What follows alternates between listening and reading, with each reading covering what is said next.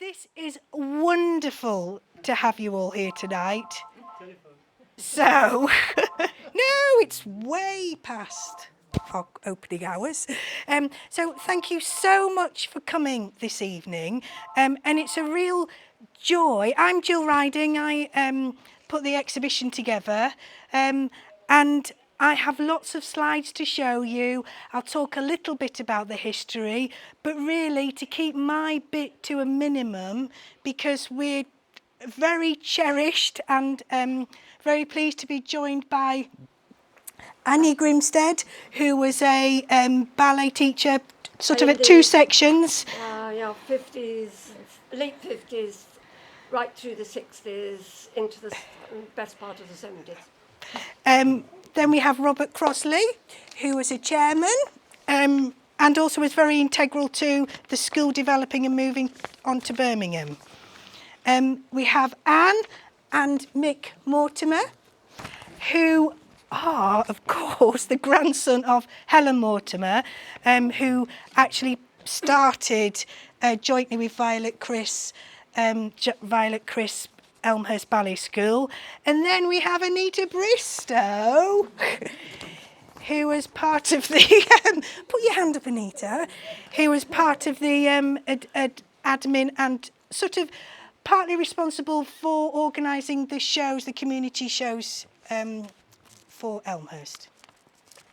So they've kindly agreed to all talk and say a little bit at the end once I finish my bit.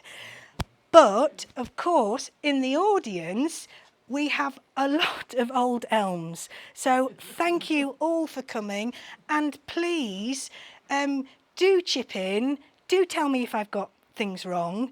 But it's supposed to be a friendly sort of, not a very informal talk, as you can see how I've squashed everybody in. But we're also fortunate to have Joey Hawkamore, who is actually from from Frimley. Yeah. And he's due to go to Elmhurst in September.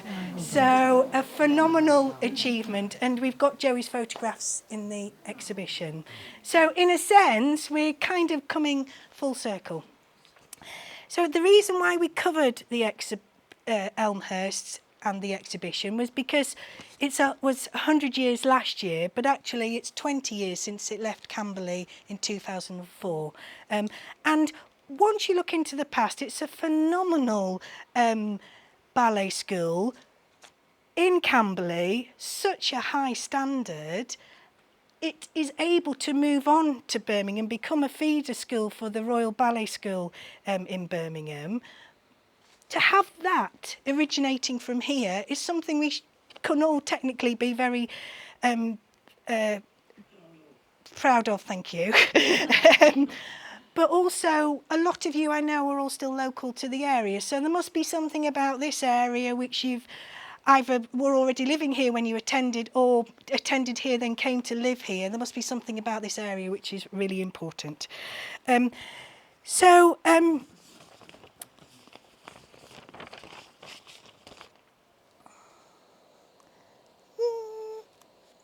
Also, the projector started to play up about an hour and 20 minutes ago.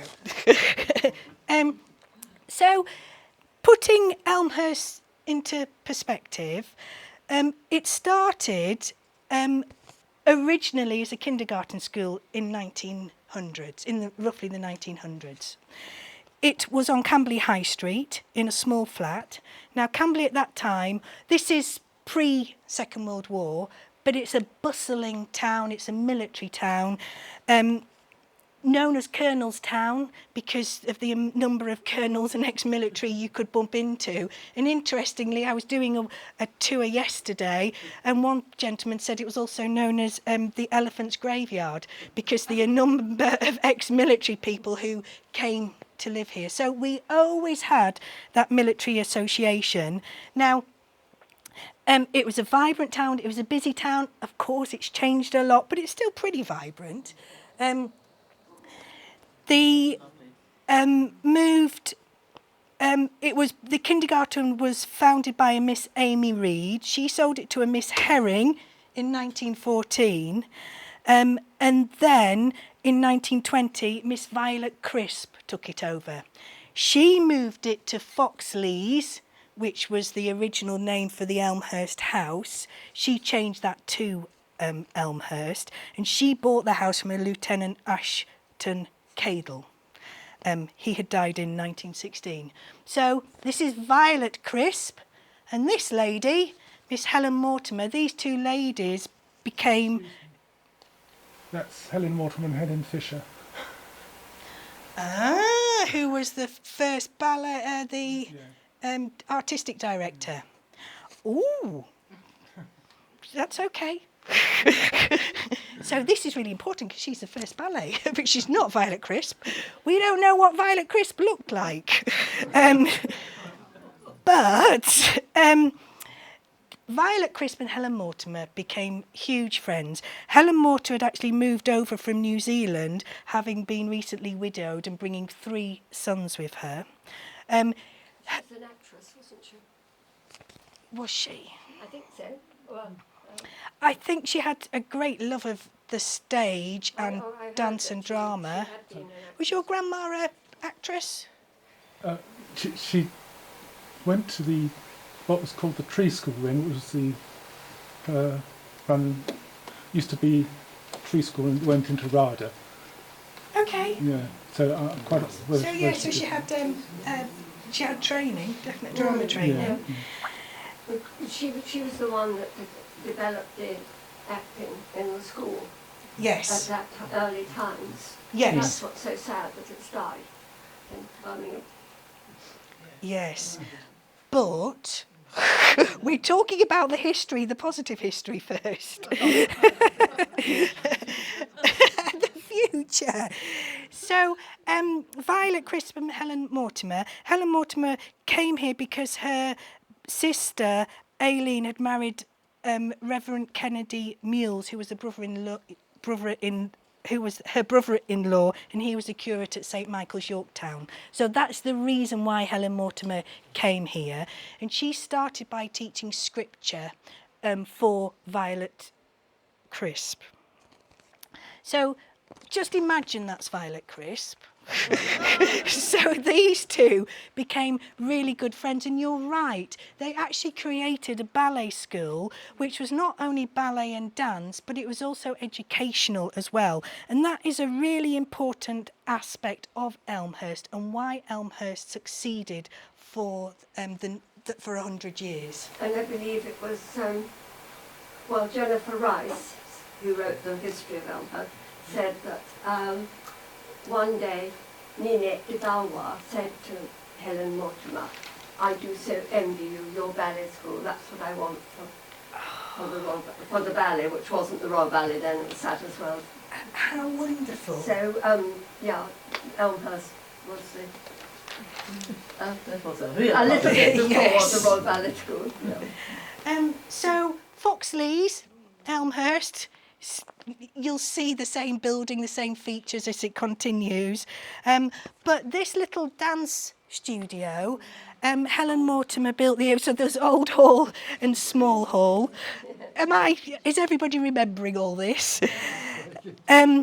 But she started the dance part. So there were originally, as well as teaching dance, she had the Mortimer dancers, who were teachers as well as the older pupils. Then she started the Mortimer minors. Now, at this point, they are very much being integral to Camberley life. And they were very much intertwined with Camberley life, attending fetes, attending fundraising events. And that whole community association really continued all the way through, which is why it's wonderful to have Anita here as well, because it was always part of Camberley's life.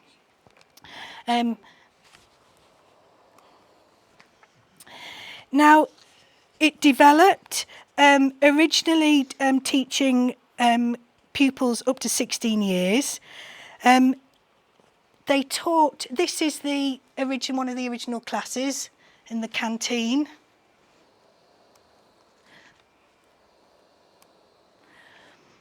But Helen Mortimer had summer dances. She taught summer classes, winter classes, as well as dance all the way through. But they were having performances and using the garden. Now, this dancing stone was very key, and we actually have a piece of that dancing stone on display.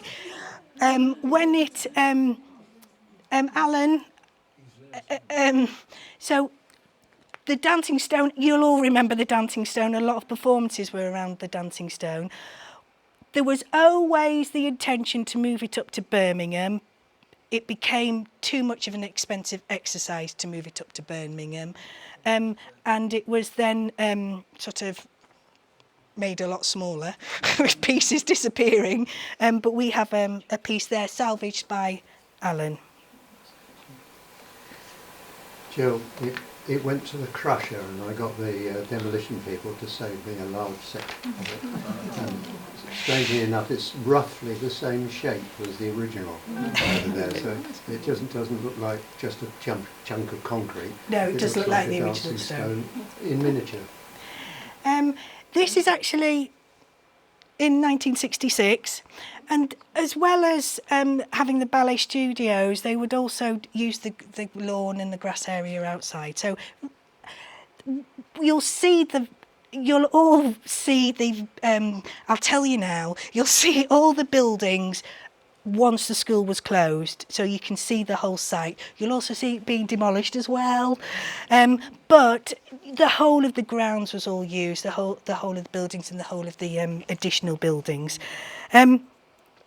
It became originally for local children, mainly military children at the beginning, as their parents were based abroad, and a lot of local children wanted to move here to study here, but also ballet. The joy of ballet, they would actually come and be at Elmhurst, and they would also board at Elmhurst.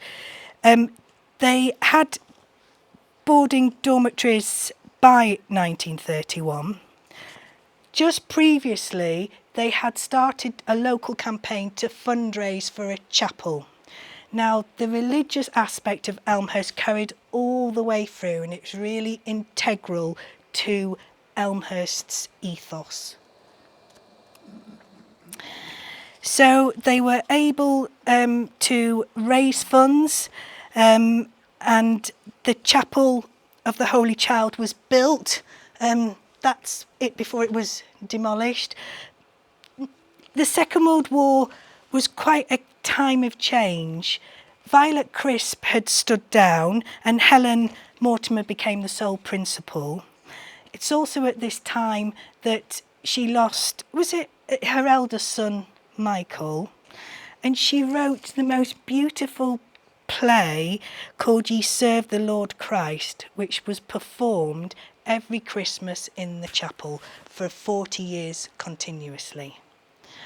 So this is the performance, but this is the inside of the chapel. Now the pieces, and there's some statues at the very end, and I think those are the ones which have gone to another chapel in London. Am I correct? It's gone to the Reredos, the triptych at the back. It's gone to the St. Church in Southwark. No, no, it's in North London somewhere. Okay. So the school becomes a community, the teachers, the pupils, the staff associated with running a school, and that family aspect continues all the way through till 2004. By the Second World War, the numbers swell from 60 to 24 in that period. Partly it's because of boarders based at Sadler's Wells coming over here to escape the London bombing. But the school is a success and it's developing quickly.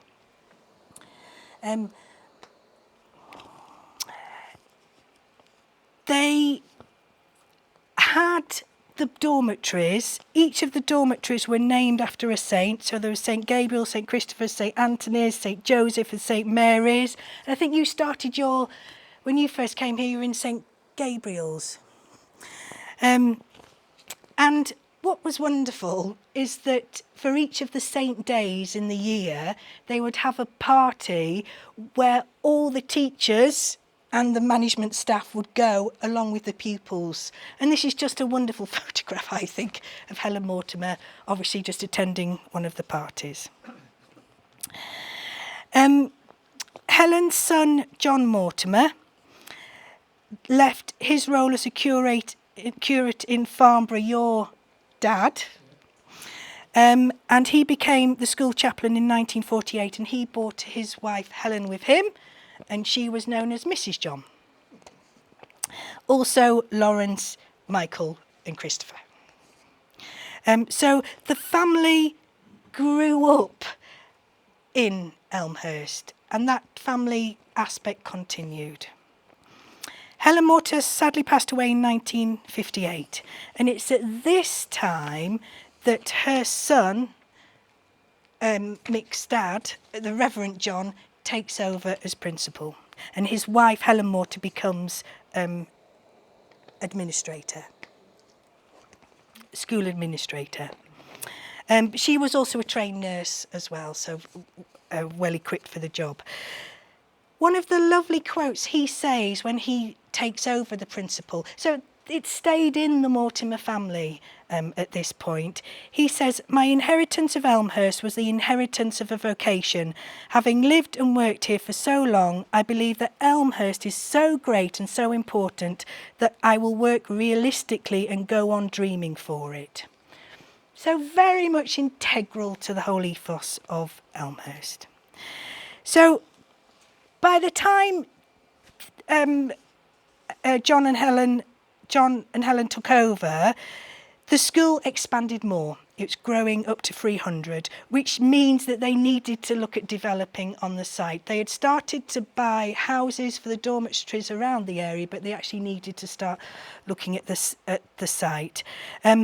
They still had a military association. They still had military pupils of military families boarding, but they also started to gain a reputation, so they started to have sort of entertainment type children staying here as well. So they were Hayley Mills and her older daughter Juliet Mills were both there. I think this is just after Tiger Bay was released, which was Hayley Mills' first film, because it looked like there was some kind of recording showing her at the school. And were they all girls? No boys? No, there is boys later on, but not at this point. But also Jenny Agata. I taught him. Oh, did you? So she was a military family. This is actually, she went to, she was in a Walt Disney film called The Ballerina. So there she is with Walt Disney. And then there's other names which I'm sure you can reel off with me. Fiona Fullerton, Helen Baxendale. Those are just 4. Once I looked into it, the number of accomplished past pupils, not just in drama, in dance, in ballet, but it obviously teaches you something where in whatever line you go into, you become successful.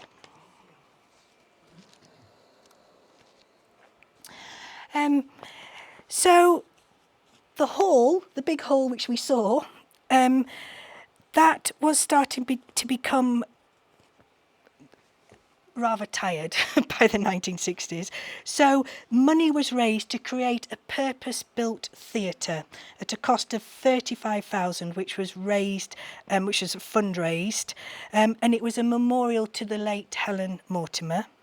It was actually ahead of its time because it was not only a theatre, it had removable seating as well, so it became a studio. And it was blessed. We've got lovely black and white photographs of a parade of a procession going to the church, going to the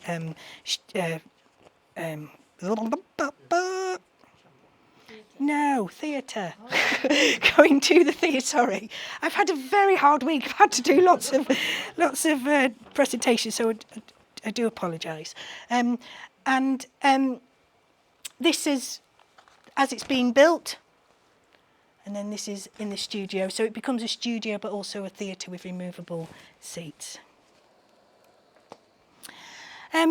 Now, Violet Crisp was one of the first. What's the first ballet mistress?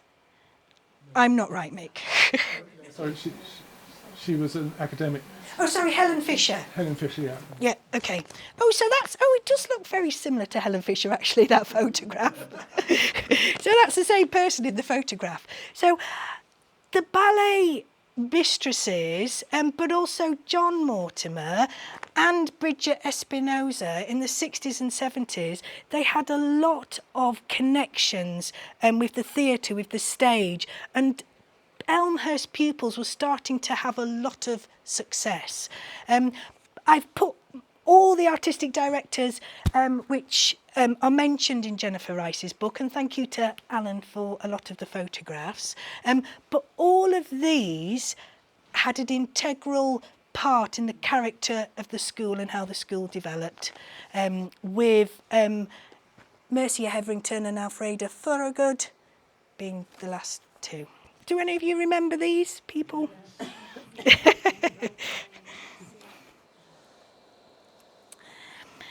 Now, it's also at this time that the school needs to develop, and they start a development plan which is based around the original school. We have a 1960s brochure, and it has the school being split up into 3 age groups. It has a junior school, which is 8 to 10 years, a middle school 10 to 13 years, and then a senior school 13 to 18 years. So teaching dance and teaching academic subjects. They started to add more dormitories, add studios, change the canteen. It was all to do with developing and changing the school as the number of pupils continued.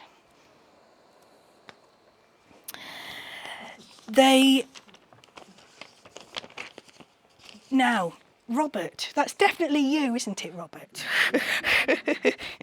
Now, Miss Jenkins, once John and Helen Mortimer had retired, Miss Jenkins took over as principal. She had actually already been a teacher for over 20 years at the school. And Canon Robert Crosley was asked by John Mortimer to initially become the chaplain of the chapel. Can you just explain a little bit about that?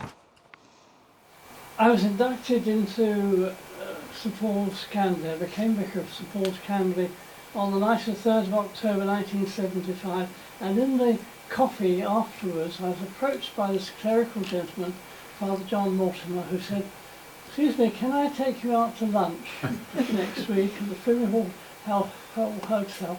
So there I learnt that Elmhurst Ballet School was not only in my parish, but he was retiring in the summer of '76, and would I take on the chaplaincy? So that was nearly 50 years ago, and that was the beginning of a long tale. A long association. So in 1979, Mortimer House was built to provide accommodation for the middle and senior schools, and it was opened by Princess Margaret in 1979, and this is Jennifer Rice, who is created this wonderful book which we still have copies of. The history, thank you, that book, The History of Elmhurst, is a lot of the notes for the exhibition, but also talking to people. Not just the history, which is very well written, it's also the memories and the associations with the school, which are really key. I don't think so. The plaque? That plaque, paint clerk no longer exists.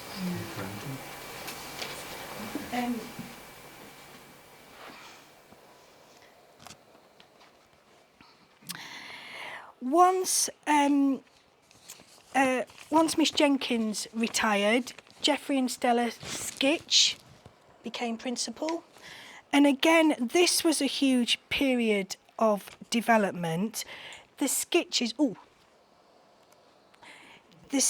Geoffrey Skitch, hadn't had any association with Elmhurst previously. He was a retired principal baritone from the d'Orléans Opera Company. So he's coming from a very different background.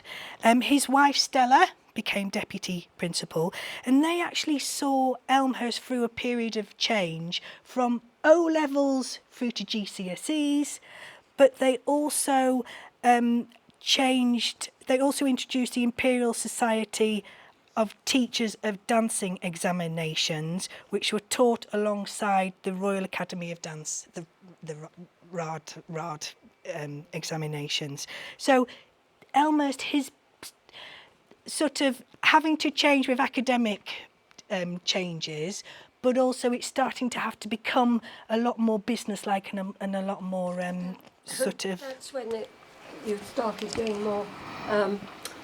The imperial exams were brought in surely because they started to do more musical theatre. They had actual people who focused more on musical theatre. In the early days, it was only ballet and acting. Lovely, thank you. It's also sees a periods of change within the buildings and the actual school. So the dining hall gets replaced, and certain things change. The Christmas play, Ye Serve the Lord Christ, written by Helen Mortimer, ended. But it's also shortly after that they, all through this period, they hold community concerts, they hold performances, but they actually start a Christmas pantomime at this period anyway to continue that association with the local community. It had to become more businesslike. It had to not only teach dance, it also had to teach acting and dance so that people could go on to theatre and the stage as well. So it was making pupils more able to get into as many different routes of the profession as they could do.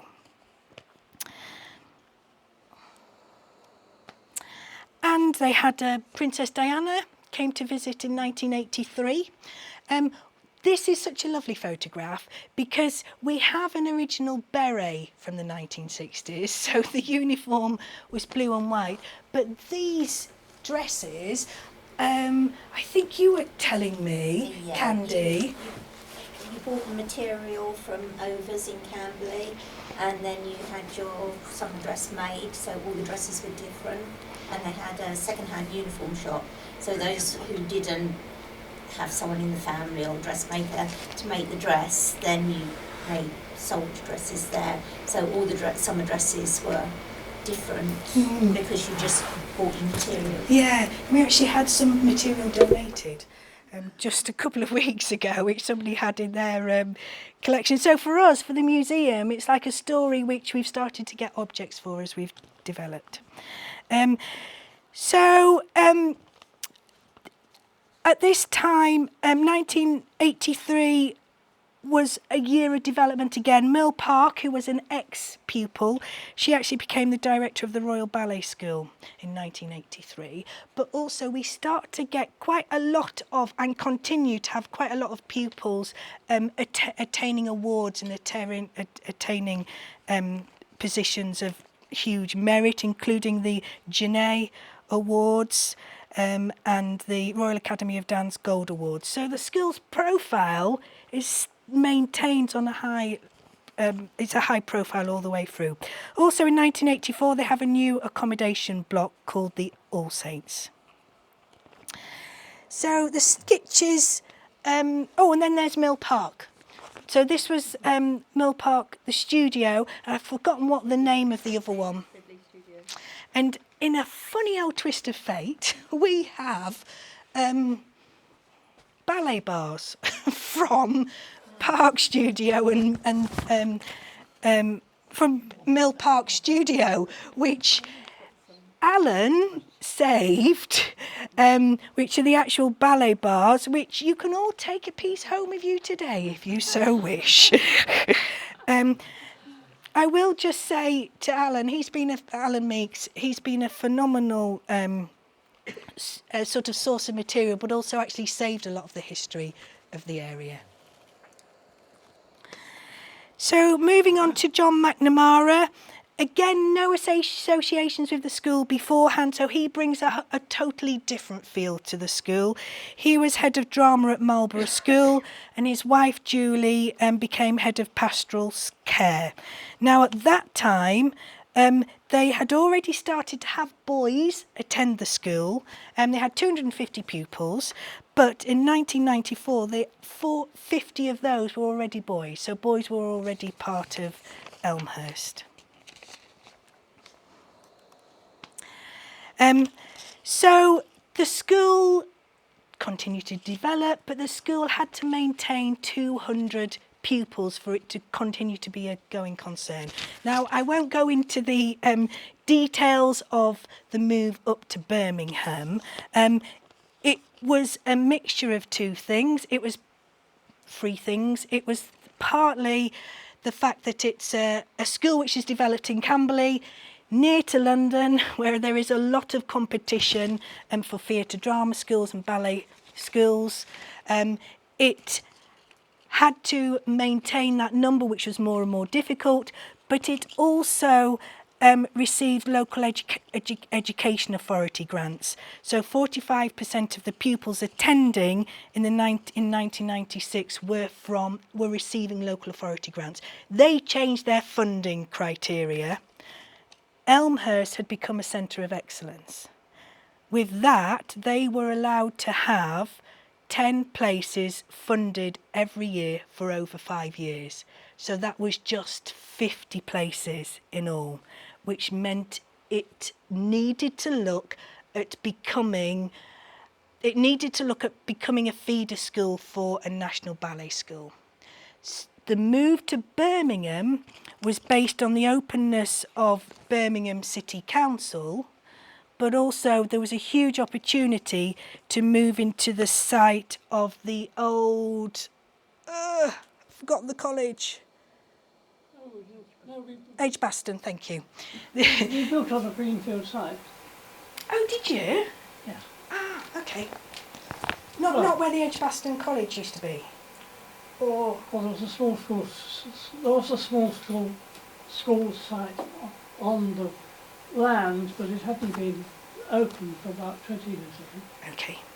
So it created an opportunity for the school to continue and the school to maintain a high standard. It moved to Birmingham in 2004. It actually returned to become solely a ballet school, which it is today. And Joey, you're going to experience all this, aren't you, from September onwards?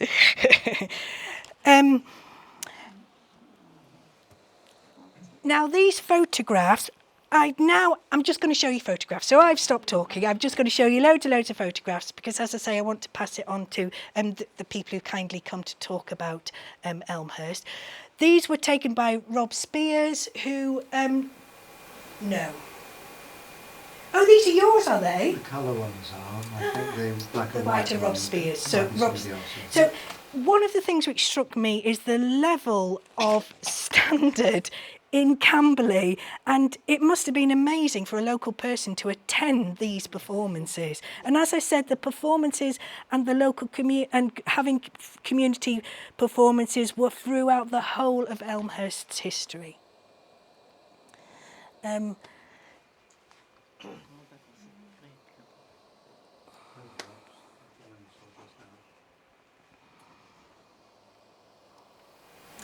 So...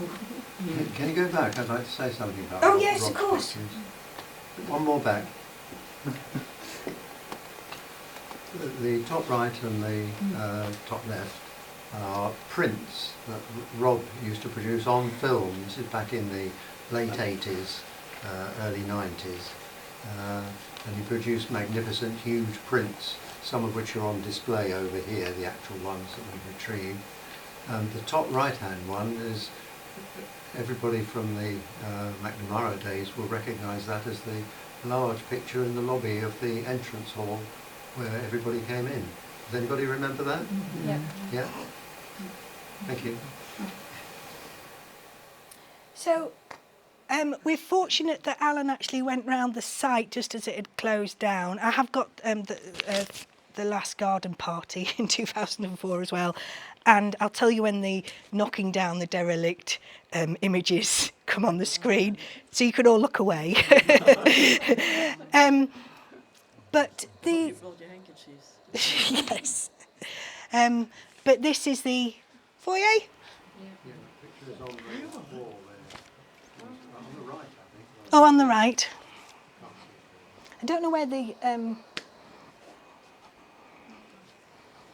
I'll just sit here. This is opening of one of the dormitories with Fiona Fullerton, called Fullerton House, I think.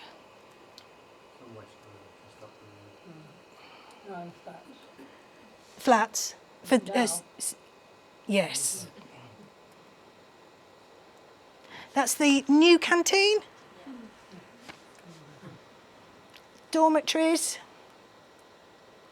The theatre.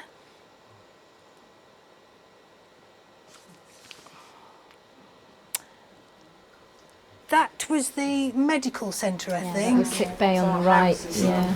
It was our home. Oh, was it? If you needed a holiday, yes. A break. Some rest from all the hard work. People might have been on those routes. And then to close. Mercy. And then this was the last performance. Defie, that was Defie. We did a version as well. I don't know if that's our version or the last one, but we all had exactly the same clothes. We all had to practice running in your order. We all did this big wave, turned round, in and out. Yeah, the number of rehearsals we had for that we were all absolutely spot on. Yeah. With Mercy's shot, eh? Yes. Yeah. And then this was the final year, the final GCSE year in 2004. 4. And then looking at the photographs, I think this must be the last garden party before it closes. Doesn't say anywhere what it is, but we have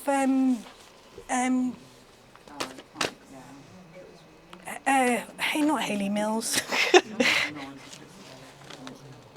Okay, so we're now doing the derelict photographs, everybody. Now, so I have to thank Andy Quinn, Laura Quinn, who's actually attended Elmhurst till she was 16, till GCSE year. She then moved on to Birmingham afterwards. But her dad, he actually took these photographs of it being knocked down. So this is, I thought this was quite interesting because these seem to have been salvaged before they knocked the chapel down.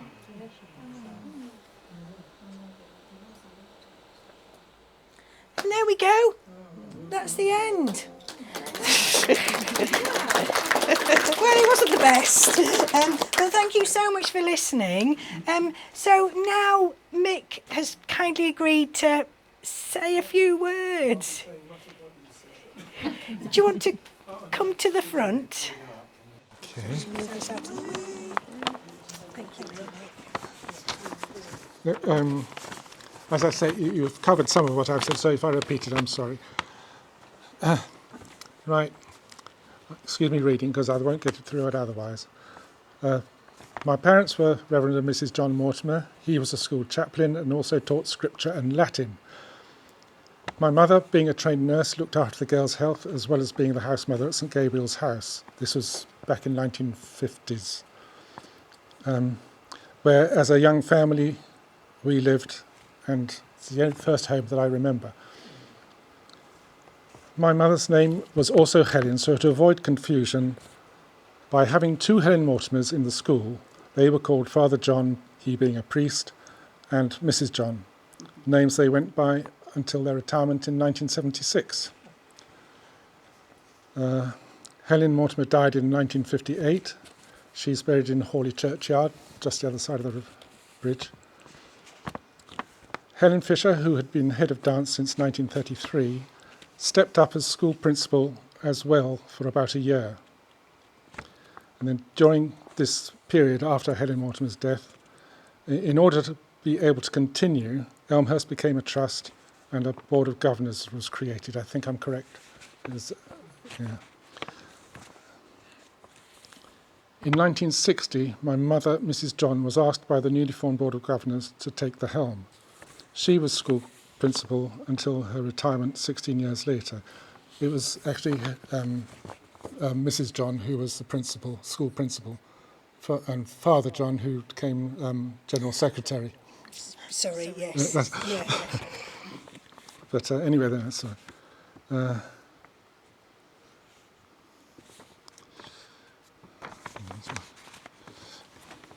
yes, she remained as school principal until her retirement 16 years later. I myself left school in 1963. Jumping a few years, in 1979, having worked the intervening years in agriculture and police work, I was asked by the governors if I would consider taking on the position of resident caretaker and theatre technician. So it was a dream job for me, which I immediately accepted. In 1981, a beautiful young lady joined the admin staff as theatre secretary. It took me 3 more years to ask Anne to marry me. Our 2 children were the last Mortimers to be born while at Elmhurst. And you were married or you had your reception in the grounds? We did, yes. We had our reception in the dining hall. On the day Emily, our first child, was born, Anne was supposed to be handing over her job to Anita.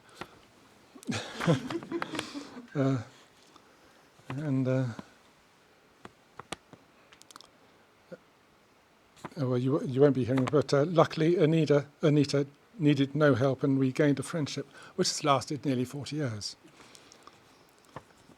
In 1992, it became time for us to leave.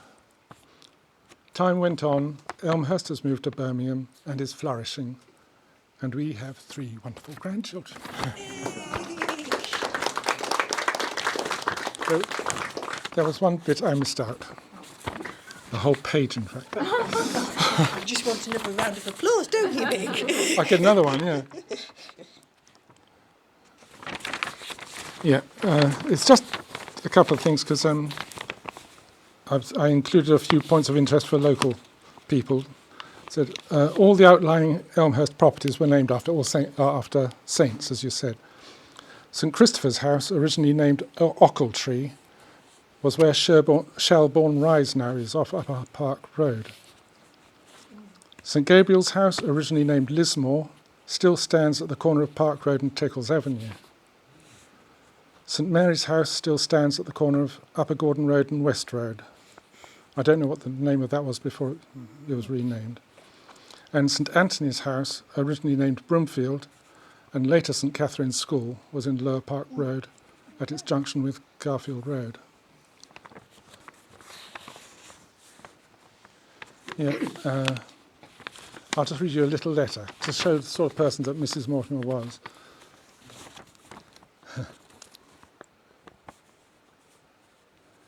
Yeah, before my brothers and I went to boarding school, we went to Elmhurst Kindergarten. Anybody been to Elmhurst Kindergarten? Never. Which was for boys as well, because no girls were allowed. No boys were allowed in Elmhurst proper. To be accepted into the kindergarten, needless to say, an entrance form had to be filled in. I don't know what my mother wrote on mine, but this is the reply she got from my mother-in-law, her mother-in-law, my grandmother. It's headed Elmhurst Ballet School, Camberley, Surrey. Telephone Camberley 50. and it's addressed to Mrs. John Mortimer, Elmhurst St Gabriel's, Park Road, Camberley, on the 15th of June 1950. Dear Mrs. Mortimer, I have received your form entering your younger son, but I fear there will be no vacancy for him. The gentleman in question is so very smart that I do not think my school is of good enough class for him. I think Eton is the only spot, and I advise you to write direct to the headmaster of that establishment, and I will provide the top hat. So I don't know what my mum wrote to but anyway, that will do. Thank you so Okay, much. that's a pleasure.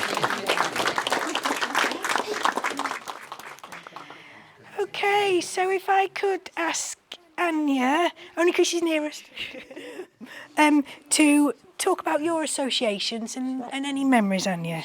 I joined the so-called dancing staff, which we called ourselves, and it was under Helen Fisher, in the summer of 1957. And at that time, there was the most interesting, it was a wonderful period, I think, because the standard of acting was tremendous. And one of my great friends, who's still alive and lives in Camberley, and I did tell her about today, but she's gone on holiday. She was teaching drama, but of course, as you heard, Helen Mortimer was the one who was really good and keen on acting. And but they still had to do their ballet class every day. But all the time, and that lasted right the way through the rest of the 50s, right through the 60s, and well into the 70s, when almost all the time there would be somebody on television, particularly those lovely plays that the BBC did for children on a Sunday afternoon, like the old stories of The Little Princess and Secret Garden, and almost all of them had an Elmhurst girl in the lead. At the same time, we had many, many people in the Royal Ballet. So it's rather, the feeling that the 50s, the school was just beginning and there wasn't much happening. But actually, I think there were far more people in the limelight than there were later on. Possibly because there weren't quite so many dancers being trained at that time. And as I say, the acting, of course, died off a bit in the school, as far as I can gather. We mentioned the Mills, Juliet Mills was there and got a lead part in one of the London performances just when I joined the school. And then Hayley came along. I taught Hayley quite a lot. She was quite naughty. They all had to do their ballet class. And but I remember she came in one day and she had very big eyes and she came in late. She says, "I'm terribly sorry, Miss Smith." My name was Miss Smith, my maiden name. "I'm terribly sorry. But I just couldn't find my ballet shoes." Anyway, that was typically Hayley. We got that quite a lot. There was also, they started, in fact, I think Juliet and another friend whose name I've forgotten, but my friend Avril would remember because she taught them all. They asked Mrs. Mortimer, who was still alive at that point, I think, if they could start this thing called the Mortimer Minors, which was their own little show.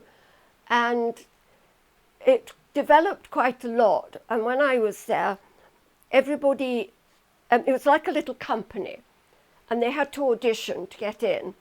And once you'd been in it, you could stay in it, but you had to audition a piece.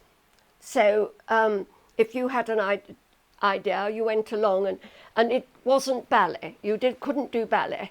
It had to be something you could do a song and dance, or you could do a little acting piece, you could do some singing, and they did some wonderful things together.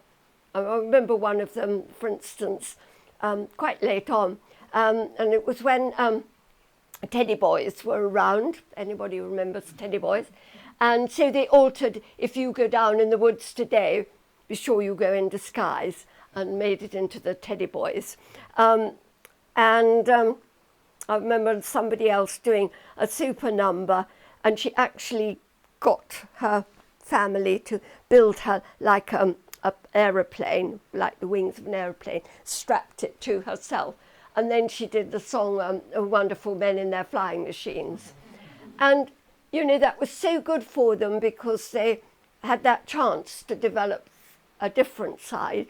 But we didn't actually do theatre work, you know, what was called stage branch in those days, modern tap. Miss Fisher brought in jazz. We had Mr. Mugido, who came down once a week and gave them a jazz class on a Tuesday. The ballet, I mean, there were lots of people who were in the Royal Ballet, particularly around 1960. It's funny how, I think this happens in all schools. You get 1 year that's really good, and then the next year would be very versatile. So not so many people going off into the Royal Ballet School, but going off to do acting or musical theatre and becoming singers and everything you can imagine.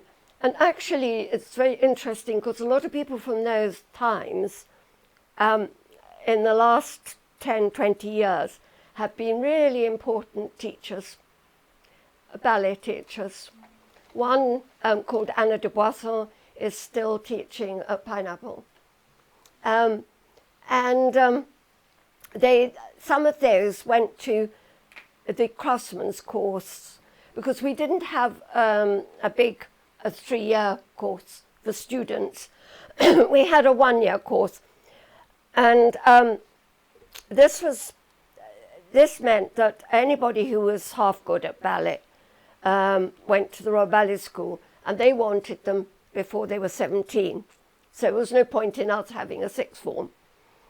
But we had a 1-year student. It was a super year, actually, for people, because they had to do a ballet class in the morning, and then they either did more acting or they would do other dance classes and in the morning, and then they did their acting in the evening when the rest of the school was doing their exam work. We did syllabus classes in the evening and free classes during the day. And of course the school was divided up into age groups and standards. So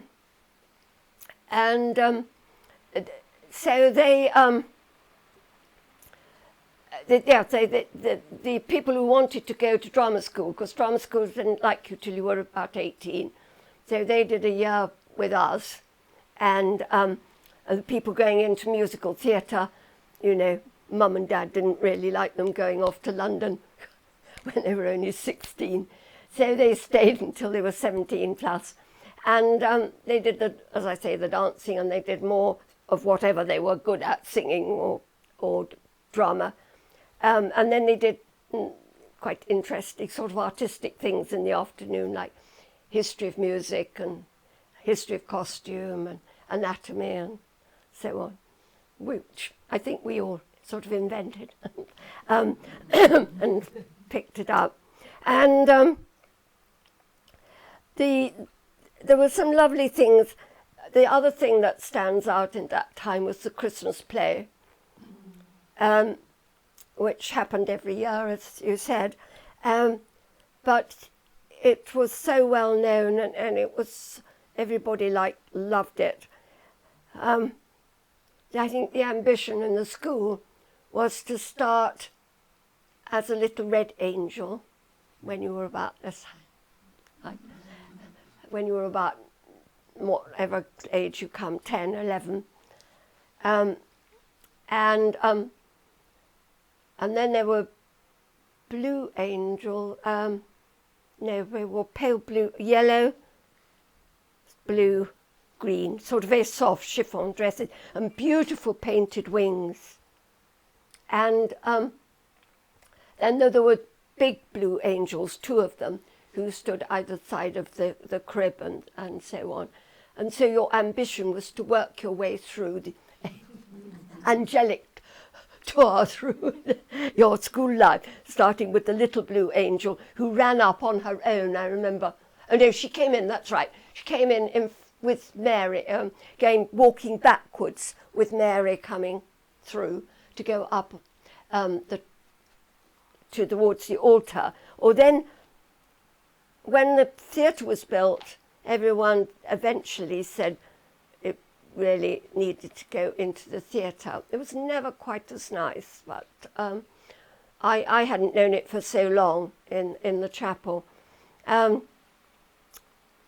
So you were there twice? You were there twice, so you... Well, yes, I went...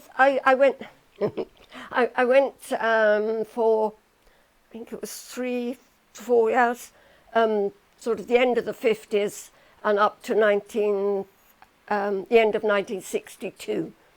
And then I scarpered off to go and work in a ski resort. And I did a little stint working in Paris. And then I came back and did 10 years at Elmhurst.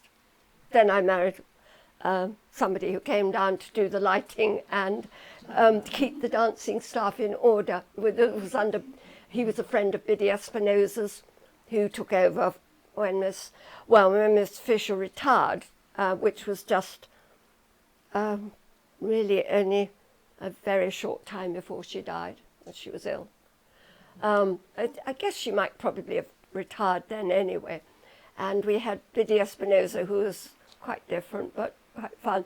She got a lot of people to work in these things like ballet shoes in the television. And she knew somebody in television, and so she got us a lot of jobs. And for you, what was so special about Elmhurst? If you could sum it up, what would you say was so special? It had the most wonderful atmosphere. I remember once, I think it was with Miss Fisher still, and I was asked to take a little girl back because her parents were waiting. She'd done her audition in the big studio that you remember down the corner of the garden. So I went and collected her, and she was quite small, and I remember her walking through the garden, and she said, "Oh, I do hope I can come here. It's such a happy school." But you know, lots of people, grown-ups as well, used to come perhaps to a show or something, and they'd say, "It's got such a happy atmosphere here." Mm.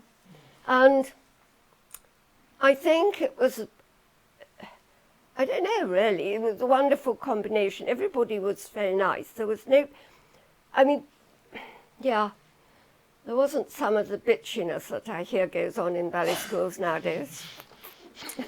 Close your ears, Joey. I was going to say to Joey, close his ears. I remember one girl coming up to me once, and a ballet I'd choreographed for the show, and she said, "Oh, do you think Julie, Joan, whatever, could possibly do my part?" She'd understudied, this girl. "Could she do my part today, this afternoon, because her mother's coming?" And she gave up her performance. And I thought, I don't come across that sort of attitude very much in the ballet world. Yeah, which is good, isn't it? And so there was very much that sort of feeling. And I was a little while ago, and Jennifer Rice organised one of the last old girls gatherings that we had before they moved to Birmingham. And it was up in London. And we were trying to get across Kensington High Street, and there were 2 or 3 of her age group. She was one who'd gone in the 60s. That was one of the brilliant years, ballet years.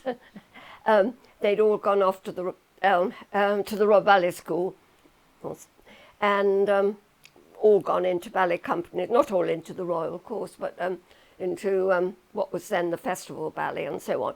And she had 1 or 2 of her friends with her, and I was with them. And we got stuck in the middle on the island in Kensington High Street, and I can remember her turning to us and saying, "But we had such fun." Wonderful. It was such fun being at Elmhurst. That sums it up. Thank you so much, Anya. That was amazing. So, Robert, could I ask you to say a few words about your association? Could I just say first that I typed in Elmhurst on the computer yesterday, and the first thing that came up was, I didn't get any more beyond Elmhurst. It just came, Elmhurst Ballet School Camberley came up, which is very odd. But there were pictures of Birmingham, and if you go on that site, you'll actually see about a 14-minute video marking the centenary last year, when the principal, Jessica Ward, and Robert Parker, artistic director, and others, and scenes from the school come up on this video, which is actually quite interesting. And she goes back to 1923 and talks about the beginning of the school then. So it's an interesting site to witness, to look at actually. I won't keep you because time's getting on. But if there are questions people want to ask, I think I would just say that in terms of incidentally, I became chairman of governors in 1998, not 88, but so I was there for 15 years as chairman over the period of the move. And 2 things were happening. One is it was becoming financially unviable, as it was, due to government things that Gillian's alerted to and so on. There came this offer. When Sir Peter Wright had founded Birmingham Royal Ballet, had brought it from London to Birmingham and started Birmingham Royal Ballet, he had always wanted a feeder school. And when Birmingham Royal Ballet, the Board of Governors there, heard that we were thinking of moving, they said, "Why don't you come to Birmingham and be our feeder school?" And that was the real incentive for going, because we were floundering in Camberley, as it happened.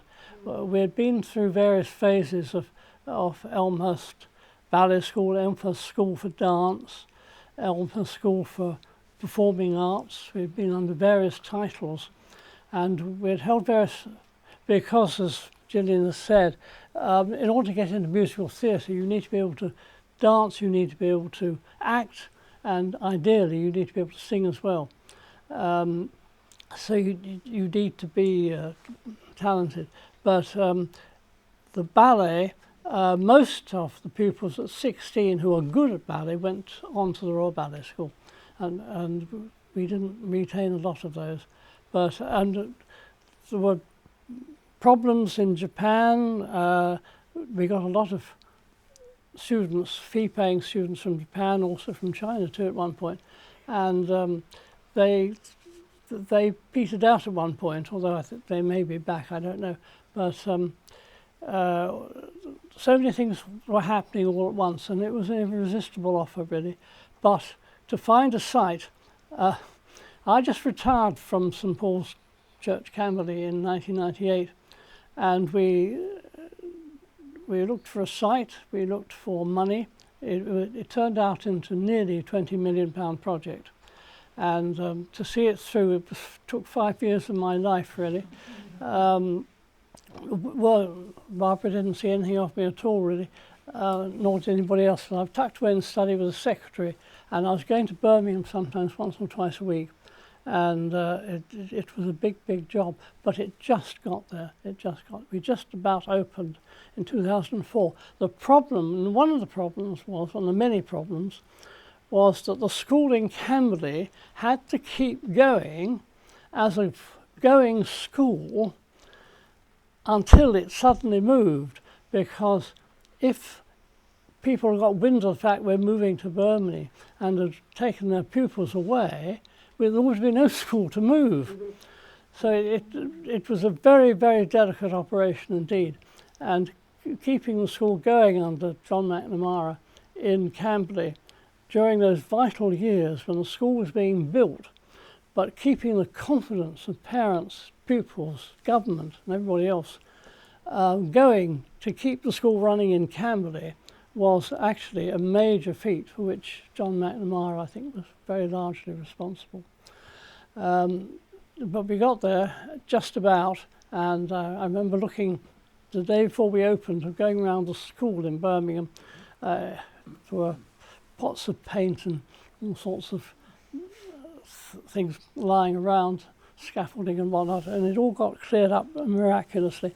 There was not then all things there are now. There's a fantastic, there's a computer room, there is a wholeness and wellness room, suite. There is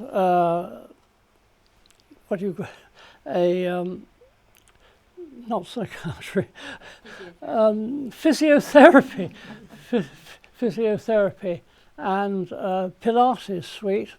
There are all sorts of wonderful things. There's a whole room, a huge room, where you can practice your drums or your musical instruments or whatever. There's all sorts of things which we could never possibly have had here. So it has turned into a wonderful school, and you'll love it. Can you just touch on the sensitivities? Because the site was integral to Camberley, Surrey Heath Borough Council were keen for you to make sure that you passed it on to a developer, or it had sensitive development plans. Well, Building a block of it was a problem getting it through planning. I don't think it was regarded as it was regarded as a prime site because it's so near the Camberley town centre. But it wasn't a restricted site in the other way, other than they were very particular as to who was going to build there. But you had to manage that part as well, yes. as well as the move up to Birmingham. So it's pretty impressive. It took 5 years of my life. Yes. But, so why did you stay at Elmhurst? Why was it so integral for you for a lot of years? Well, this is as I said, my introduction was on the first night I was instituted to St Paul's. 3rd of October sticks in the mind, 1975. Father John Mortimer said, I'm retiring in 1976 in the summer, would you take on as chaplain? And for good or ill, I said, yes. And the rest is it. Because till 2004. After a while, they said, would you join the Board of Governors? So I did. And then eventually in 1998, they said, would you become Chairman of Governors? And I remained that for 15 years until, I think, 2005, whatever it is, because being Chairman of Governors of the school in Birmingham when you live in Camberley is not really fun. Yeah. That is absolutely wonderful. Thank you so much. And then Anita. Right, well, lots of faces I recognise here from my time at the school, and as Mick said earlier, I joined 30th of September 1985 when Mick and Anne's daughter was born, the day she was born, so I never forget that day. And I was there until August 2004. So I thoroughly enjoyed my time at Elmhurst. There were lots of extremely happy times, lots of challenging times, lots of interesting times, but on the whole it was very happy. And it was, as Anya said, it was a very happy family atmosphere.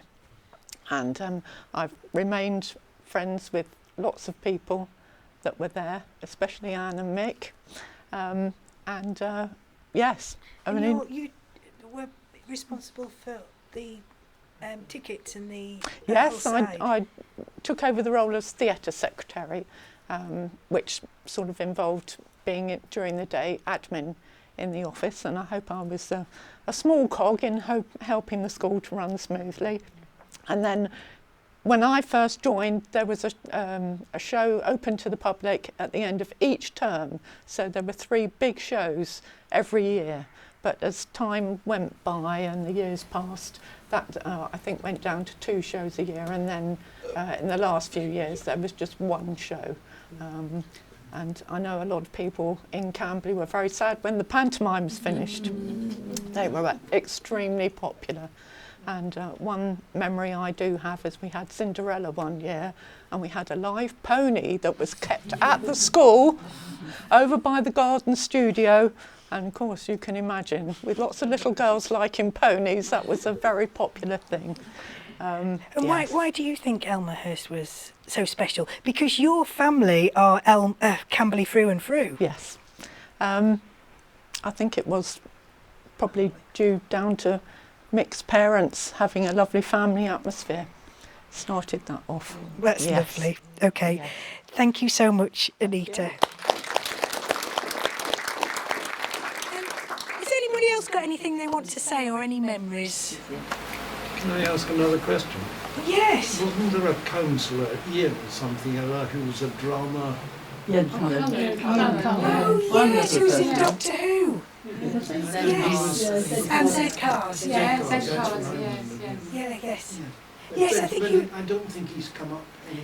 No, I think he was a drama teacher. Oh, yes, he was. Yeah. Yes, but he was a councillor as well, wasn't And he was a councillor, yes. And on the Arts Council, Surrey Heath Arts Council. he? I wonder if anybody had any dealings with him in that role. Oh, yes. In the role of I The don't drama remember. teacher. At his funeral, Yes. pupils from Elmhurst went forward and spoke, and one girl said, I was told I cannot go on with ballet. I just was too tall or whatever. And she was heartbroken. Ian Callan found her, crumbled up, sitting in the courtyard somewhere, and discovered why she cried and encouraged her, why don't you do drama? And she is now an actress and very, very happy. Helen Baxendale, really? So he did his bit later on. How There was wonderful. perhaps we had no drama, but Ian Callan was very, very strong here and quite heartbroken that he could not force it even more so. Wonderful, Because I do know Stella was very much in the musical world. Yeah. You should get that. So Yes, they yeah, didn't yes, definitely, appreciate yeah. Shakespeare very much, which she Yes. loved.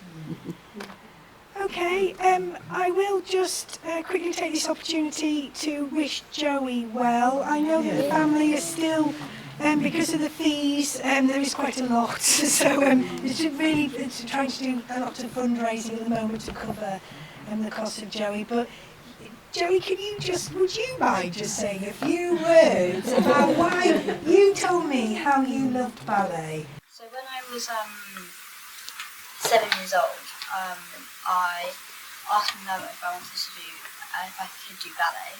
I don't know where I had it from. It must have been taught somewhere. And she was like, ballet? Because she was like, really? Because she'd done like a trial class at the time. She was like, it's just this, isn't it? And so eventually Natalia Conti was doing some free classes and was like, benefits. And so she signed me up to do that, and I've been doing it ever since. But it's the joy of the movement and the Expression. it's the expression. Do read it out. Yes, Oh we yes, do read yes, it out. it's beautiful. Your words are so beautiful, Joey. How old are you, Joey? You're 11. I think just as a Camberley resident, you would see the girls in the streets. Yes, in our capes and our berets. They were all around. You could tell because of their uniforms. And you had these wonderful shows to go to. And you knew there was a real hive of activity in that bit of Camberley. And it was really, Special. really missed. Yes. Do they still have scholarships though? So he's got part funding from Surrey Heath Arts Council, but there's a lot more funding needed. So your words were, I have a passion and commitment to ballet, finding it unique and amazing, and you love the exhilaration of jumps and pirouettes.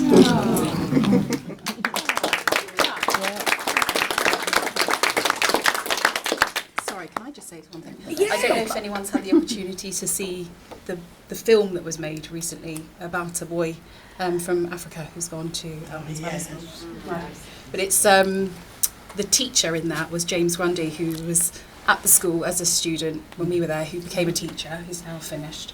But the sound also was created in California, and it was by Bonnie, who used to be a student at Elmhurst also. Yeah. And it just kind of landed on her lap. And the director had said, do you have any dance experience? And she said, well, yeah. That's my school. He said, well, it's about Elmhurst Ballet School. She's like, you're not going to believe this, but I went to Elmhurst. Yeah. And she was kind of creating Foley sounds, and she had to put on a pair of ballet shoes to try and create some sounds. So it's kind of went full circle. Yeah. It is phenomenal, ex-pupils and what they achieve and the different routes, and not just drama, ballet, dance, the different routes they go into. Yeah, definitely sets you up for life. It gives you a skill set and a discipline and a determination that you just, yeah. Someone who's a yoga teacher. Okay, thank you so much for being so patient and not minding being all squashed in. It's been a real privilege to have you here, so thank you.